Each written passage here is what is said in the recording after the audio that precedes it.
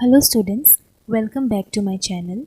In today's video, you will learn about the morphology of a new Bryophyta genus known as Rixia.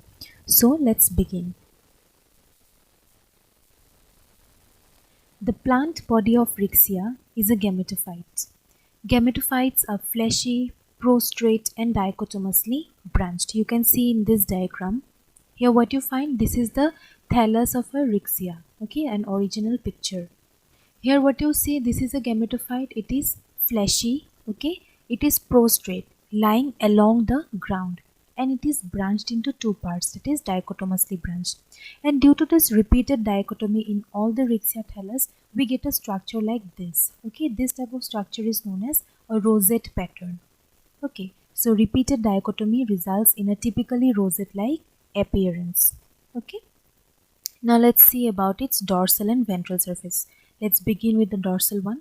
The dorsal surface means the upper surface of the thallus. It is light or dark green in color and each branch is having a thick midrib. You can see this diagram of the dorsal surface of the thallus. Okay, it is having a thick midrib at the center. Each of the branch is having a thick midrib. It is traversed by a conspicuous median longitudinal groove which ends in a depression at the apical region forming an apical notch.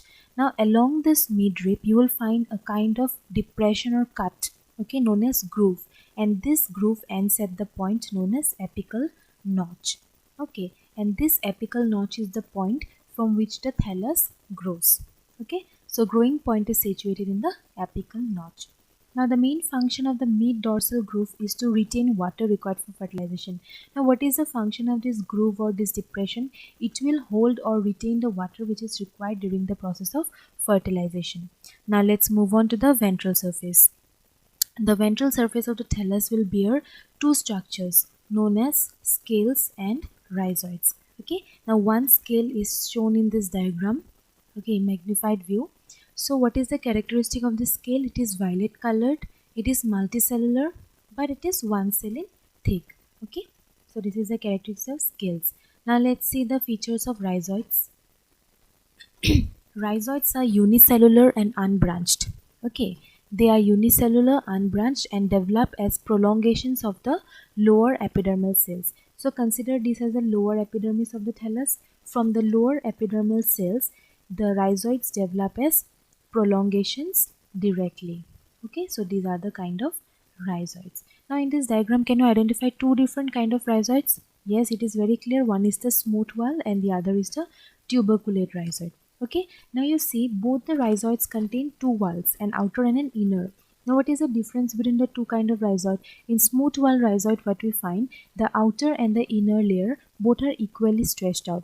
But in case of tuberculate rhizoid, what you find, the inner layer forms a kind of peg-like or plate-like, some growth into the lumen of the cell. Okay, this is the basic difference between these two kind of rhizoids. Now, what is the function of rhizoids? They have functions similar to that of root.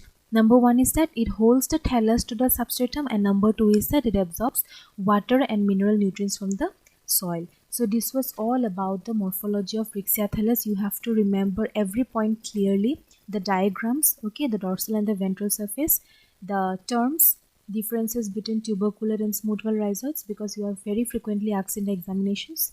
In the next video, we shall learn about the anatomy of Rixia thallus. And if you like my videos and if you have not subscribed yet, then please subscribe to my channel for the videos, the upcoming videos, and also share it among your friends.